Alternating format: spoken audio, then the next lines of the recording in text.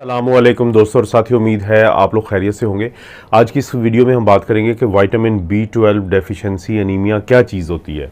Anaemia किसे कहते हैं कि जब आपके खून के अंदर जो सुर्ख खुलिये होते हैं, जिसको हम रेड ब्लड सेल कहते हैं, उनकी कमी हो जाए तो ये जो कमी होती है रेड ब्लड सेल की, इसको हम अनीमिया कहते हैं। और विटामिन B12 डेफिशिएंसी यानी ये जो हम गोश्त खाते हैं, एक शख्स गोश्त खाता है और एक सब्ज़ी खाता है, तो हम कहते हैं कि गोश्त के अंदर विटामिन B12 होता है, यानी एक विटामिन की टाइप है जिसको हम विटामिन B12 कहते हैं। तो वो गोश्त में ज़्यादा होता है, अंडों में होता है, लेकिन ये सब्ज़ी में कम होता है।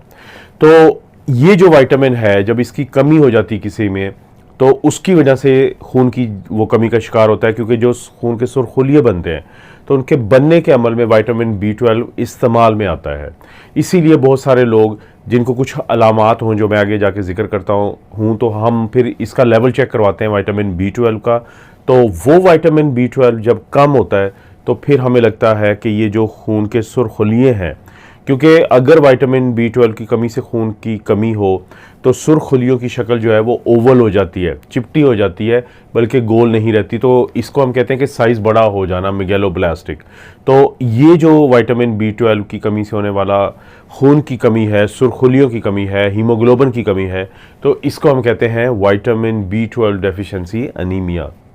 ये तो मैंने आपको हवाला देने के लिए बताया था कि ये गोश्त के अंदर ज़्यादा होता है, लेकिन इसकी कमी की वजूहात क्या होती हैं इंसानों के अंदर। देखें, जो मैदा है वहाँ पे एक प्रोटीन पैदा होती है जिसको हम कहते हैं इंट्रिंसिक फैक्टर। वो बड़ा ज़रूरी होता है इसके हमारे खून के अंदर शामिल होने के लिए।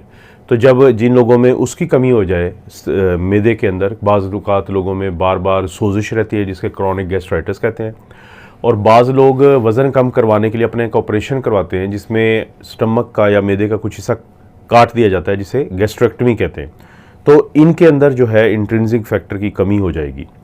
तो जब वो कमी होगी तो ये विटामिन B12 खून में नहीं जाएगा। जाता कहाँ से है? स्मॉल इंटेस्टाइन, छोटी जो आंत होती है, तो उसके इब्तदाई हिस्से से। और बाज़ लोगों में अगर कोई ऐसा ऑपरेशन हुआ है कि उनकी छोटी आंत का पहला जो हिस्सा होता है वो निकाला गया है या बाईपास किया गया, तो उनके अंदर भी ये विटामिन B12 की कमी हो जाएगी। और बाज़ का हमारा अपना ही इम्यून सिस्टम, मदाफ़ती निज़ाम इन सेल्स के ख़िलाफ़ काम कर रहा होता है, जिसे हम ऑटो इम्यून प्रॉब्लम कहते हैं। तो इसी तरह से बाज़ टाइप 1 शुगर के मरीज़ों में, बाज़ वो मरीज़ जिनको थायराइड का मसला होता है। तो ये मुख्तलिफ़ किस्म की ऐसी वजूहात हैं कि जिनकी वजह से फिर विटामिन B12 हमारे खून में कम होता है, और जिससे नतीजा फिर क्या निकलता है कि अनीमिया, ये खून की कमी का हम शिकार हो जाते हैं।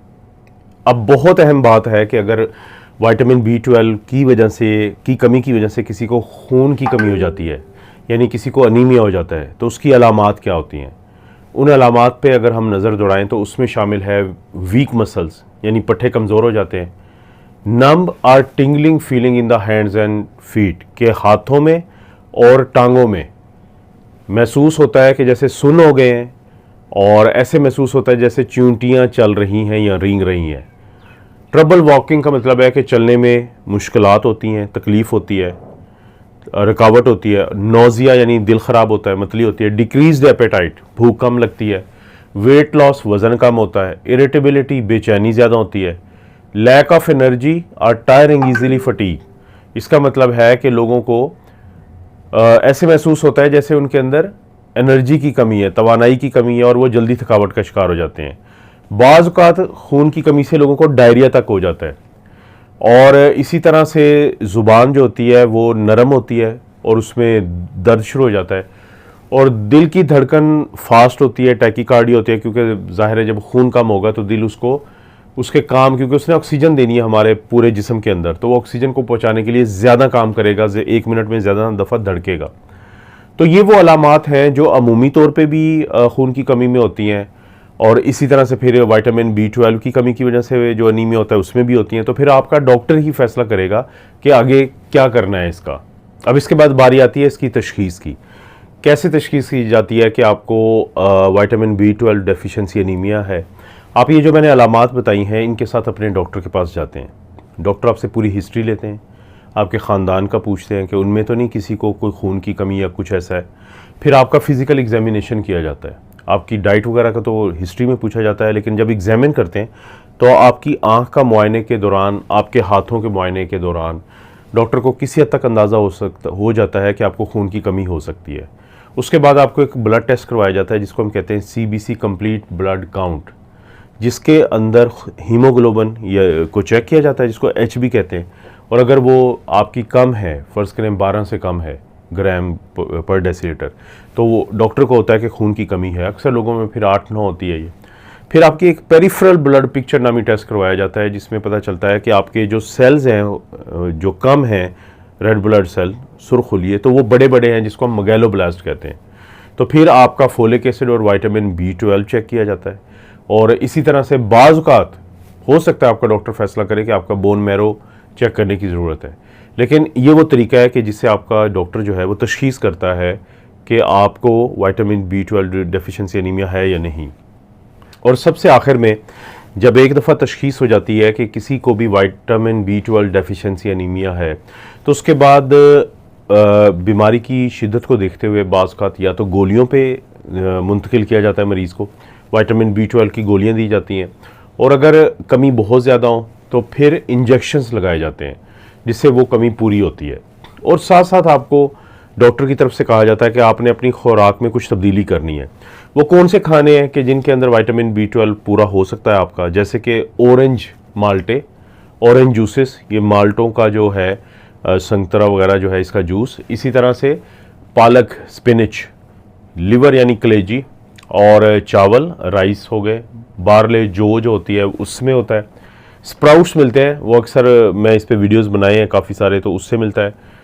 गंदम, वीट जो है उससे आपको मिलता है, देसी गंदम से विटामिन B12, सोयाबीन से आपको मिलता है। और अगर आप ग्रीन लीफी वेजिटेबल्स जिसमें कि ये गोभी है, और गोभी के साथ आप ये बंद गोभी, फूल गोभी और केल, इस टाइप की जो ग्रीन लीफी वेजिटेबल्स हैं। बीन्स जो फलियाँ हैं जैसे मटर वगैरह है, पीनट्स, ये मूंगफली वगैरह आप अगर खाएं, ब्रोकली भी गोभी के एक किस्म है, इसको इस्तेमाल करें, विटामिन B12 है। और दालें, लेंटिल्स, और इसी तरह से सफ़ेद चने जिनको हम चिकपीस कहते हैं, वहाँ से मिलता है।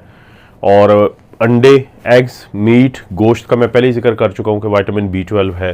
पोल्ट्री, चिकन वगैरह, अंडे वगैरह खाएं, दूध पिए, मिल्क, और सी फूड में आपको मिलता है। बाज़ का तो मार्केट में आपको सीरियल्स मिलते हैं जिसके ऊपर लिखा होता है कि इसके अंदर विटामिन B12 शामिल किया गया है। तो डॉक्टर आपको कहेगा कि आपने ये खुराक जारी रखनी है, और हो सकता है कि आपकी कमी को देखते हुए कुछ गोलियां भी जारी रखी जाएं विटामिन B12 की, ताकि आपको ये कमी दोबारा ना हो पाए। तो ये था विटामिन B12, उसकी कमी से होने वाला अनीमिया, कैसे तशख़ीस होती है, कैसे इलाज किया जाता है। इस चैनल पे तो आपको वीडियोस मिलती रहती हैं, लेकिन मेरा मेन चैनल है doctor Afzal critical care medicine. आप प्लीज़ उसको भी विजिट करें, सब्सक्राइब करें, और उसकी कोई भी वीडियो अच्छी लगती है तो दोस्तों रिश्तेदारों से शेयर ज़रूर करें। आप अपना और अपनी फैमिली का ख्याल रखें। अल्लाह ताला आपको और आपकी फैमिली को हर किस्म की बुराई, बीमारी और आजमाइश से महफूज रखे।